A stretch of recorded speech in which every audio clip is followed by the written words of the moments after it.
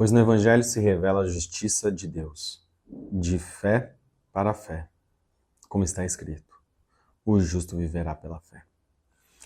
Há mais de 500 anos, Lutero, lá na Alemanha, leu esse texto e em 1517, lá no castelo de Wittenberg, ele prega as 95 teses. E aí começa uma revolução. Mas antes de chegarmos nesse marco, homens pavimentaram a estrada para que Lutero pudesse pregar essas 95 teses. E hoje nós vamos tratar de um desses homens que foi importantíssimo para a nossa história. Então hoje nós não vamos tratar sobre a Reforma Protestante. Hoje nós vamos tratar sobre a pré-reforma.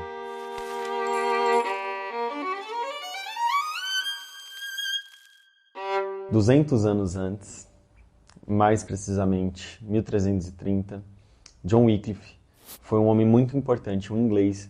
E 1382 ele vai começa a traduzir esse texto para o inglês, porque era a forma onde ele estava morando, onde ele trabalhava, onde ele tinha suas pregações. Ele traduz esse texto, começa a traduzir o seu texto para o inglês. Foi uma grande revolução, 200 anos antes de Lutero. Só que ele acaba morrendo de forma natural, essa Bíblia não chega na mão do povo e todos os exemplares que foram feitos foram queimados. Então hoje a gente não tem acesso a essa primeira tradução. Só que a história ela não é tão simples assim. Como eu disse, John Wycliffe ele morre de forma natural, só que ele é julgado pós sua morte. Então ele morre e acontece o seu julgamento. E ele é considerado pela Igreja Católica como herege e contra os princípios e aquilo que a Igreja Católica tem como pensamento e que rege a sua linha doutrinária. Por conta disso, John Wycliffe ele é considerado herege, eles tiram os seus ossos, são desenterrados seus ossos e eles são queimados, mesmo após sua morte. A Igreja Católica se vinga de John Wycliffe e ele se torna um mártir, mesmo após a sua morte. Mas hoje nós não vamos tratar sobre ele. Mesmo ele sendo um homem importantíssimo para essa pré-reforma, hoje nós vamos tratar sobre um outro homem, que vem logo após John Wycliffe, e o nome dele é Ian Hus, ou John Hus, como alguns o conhecem. Em 1370, quase que contemporâneo de John Wycliffe, nasce Ian Hus, ou muito provavelmente, se você pesquisar, vai ser John Hus, né? Ele nasce na República Tcheca, na verdade, num lugar chamado Husnik, e se você fala tcheco, me perdoe, eu não sei falar tcheco, perdoe minha ignorância, é a antiga Boêmia, nasce Ian Hus e ele começa a estudar, ele vai estudar lá em Praga, e ele se torna um mestre e ele começa a pregar lá em Belém. Só que ele começa a ter algumas ideias revolucionárias, e aí tem um problema, você não pode discordar da Igreja Católica, até porque eles são o suprassumo de tudo. Vamos lembrar, para a gente entrar um pouco na história, a Igreja Católica mandava em tudo. Eles decidiam o que ia ser feito. E ai de quem discutisse da Igreja Católica. E sabe por que ele foi considerado um herege? Pasmem. Porque ele defendia que a Bíblia deveria ser uma autoridade e não a Igreja. Bom, contexto histórico geral. O que estava rolando naquela época? A Igreja Católica ela detinha o poder. A Igreja Católica, para você que não é muito familiarizado com o assunto ou não gosta muito de história, ela tinha mais poder do que o próprio rei, do que o próprio príncipe. Por quê? Porque ela tinha uma questão que ela chamava de indulgência. E essa indulgência da Igreja Católica, ela servia para que você comprasse a sua salvação ou comprasse a salvação de outra pessoa. Então vamos exemplificar para que a gente consiga entender melhor. Eu sou uma pessoa, eu sou um camponês, eu não tenho acesso ao texto original, lembra? Era tudo em latim. Então eu mal falo a minha língua, então quem detinha o texto em latim era o Papa, e naquela época, abrindo um outro parênteses aqui, naquela época não existiam padres, não era igual hoje em dia que tem um Papa só que representa todos os papas. Naquela época eram papas por regiões, eram vários papas, eles eram várias sequências de Pedro. Bom, só eles tinham um texto no original, só eles tinham a tradução do latim, logo só eles tinham poder. Só eles sabiam o que a Bíblia dizia ou o que a Bíblia não dizia. Então eu sou um camponês que mal fala a minha língua, que muito menos fala o latim, não tenho acesso à educação, e é óbvio que eu quero morar no céu. É óbvio que eu quero morar e ter um lugar tranquilo quando eu morrer. Eu chegava no Papa e falava isso para ele: Papa, quando eu morrer eu quero morar no céu. O Papa ele chega e vai falar assim: claro, meu filho, a Bíblia vai nos falar que você precisa pagar indulgências. Mas o que é pagar indulgência? Você paga, e aí você vai garantir o seu lugar no céu. Só que existia um problema. Eles eram camponeses. Eles não tinham condições financeiras para que eles pudessem pagar pela sua salvação. O que eles faziam? Eles davam terrenos. Então o Papa olhava e falava assim, olha, mas eu vi que você mora em tal lugar, eu vi que você tem um terreno, eu vi que você tem uma tal localidade, você vai pegar esse terreno e você vai passar para o nome da igreja. Isso se tornou mais comum do que vocês imaginam. O que começou a acontecer? A igreja começou a ter mais dinheiro que o próprio Estado e mais terreno do que o próprio Estado. Só que não satisfeito por isso, pessoas morriam, e era super comum naquela época morrer cedo, né? Nós temos as doenças, hoje que a gente trata com remédio, as pessoas morriam. Então isso é super comum, pessoas morriam muito cedo. Então eu, um camponês, sou casado, eu tenho um problema, minha esposa morre. É claro que eu, no momento de luto, eu quero que minha esposa esteja num lugar bom. E a questão do inferno e o purgatório era muito pregado na Igreja Católica. Era muito desenhado nas igrejas. Então, as pessoas sabiam sobre o inferno e temiam o inferno.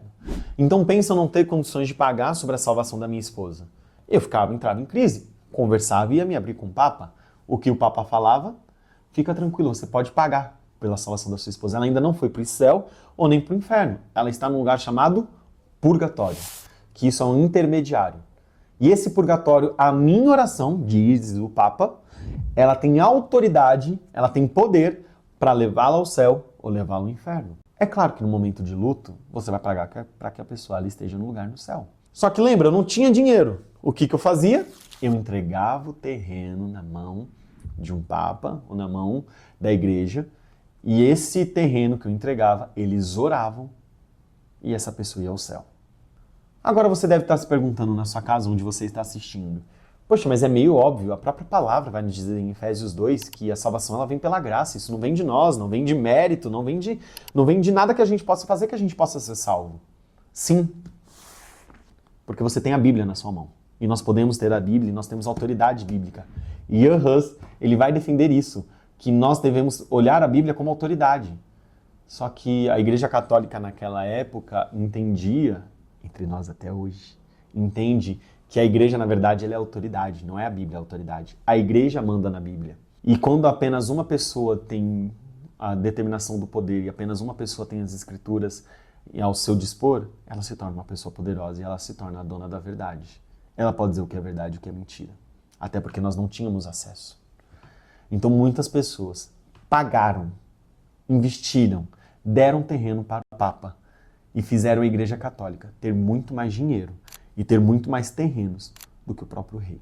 Até porque hoje a Igreja Católica se tornou um país, tem o Vaticano, o menor país do mundo, e tem todo o seu poder, e isso vem de toda a história. E o Hus, ele começa a entender que a autoridade, ele começa a pregar contra isso na sua própria capela e começa a anunciar que, na verdade, nós temos que ter a Bíblia como sua autoridade.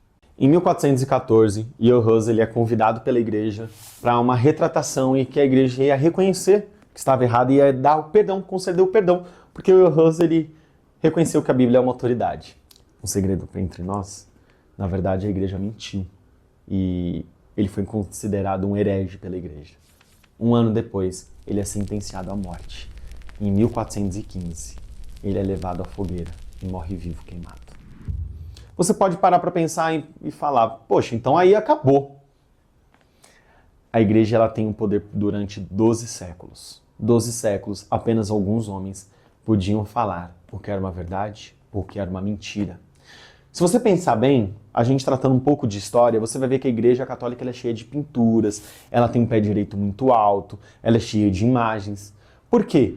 Os padres, eles pregavam de costas, porque eles pregavam olhando para a cruz e para a eternidade. Então, enquanto eles pregavam em latim, eles apontavam aquilo que eles estavam pregando. Por isso que a igreja católica ela é pintada até no teto e nas paredes. E quando você chega numa igreja católica antiga, a primeira coisa que você percebe é que o pé direito ela é muito alto. Então você chega e faz assim, ó. E aí você entende como você é pequeno diante daquela magnitude. Isso é para mostrar que você deve ter medo do inferno. E que as pessoas não tinham acesso à leitura. Então, quando eles pregavam sobre Paulo, apontavam para Paulo. Quando eles pregavam sobre Pedro, eles apontavam para Pedro. Quando eles pregavam sobre Adão, eles apontavam para a figura de Adão. Só foi lá, 508 anos atrás, em 1517, que Lutero prega as 95 teses e começa uma revolução. E agora você deve estar se perguntando, por que então vocês focaram tanto na pré-reforma e não falaram tanto de Lutero? Bom, pelo simples fato que Lutero você já conhece, muito provavelmente, e conhece os reformadores que vieram depois, Calvino, Zwinglio e tantos outros que a gente tem postado, e a Bruna tem postado no nosso Instagram.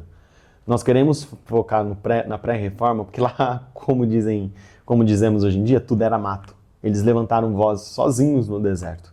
Eles gritaram e, literalmente, deram as suas vidas por verdades absolutas e por verdades divinas e por verdades que eles sabiam que eles tinham que lutar. Deram sua vida para que o Evangelho pudesse chegar até nós hoje em dia. Deram sua vida para que hoje o poder não estivesse apenas em um homem, mas que a Bíblia ela tivesse e detesse todo o poder. Porque a Bíblia ela não contém a palavra de Deus. Porque a Bíblia ela é a palavra de Deus. E é isso que transforma o homem. É pela fé que nós ouvimos em ouvir a palavra de Deus. Por isso que nós focamos no pré-reformadores. Vocês perceberam que o protestantismo ainda é um bebê? São praticamente 700, 800 anos de história. E é claro que nesse pequeno vídeo que nós tentamos fazer com muito carinho e amor, a gente não conseguiu pegar todos os detalhes que nós gostaríamos. Mas nós focamos em algumas pessoas em específico. Espero que vocês tenham gostado. Comentem aqui no nosso canal, comentem o que vocês acharam, comentem o que vocês aprenderam de novo. É um prazer trazer esse conteúdo para vocês. Que Deus abençoe a vida de vocês. Curtam o vídeo, compartilhem aí no Instagram de vocês, em grupos, e que nós possamos comemorar muito mais tempo de reforma. Que Deus abençoe a vida de vocês.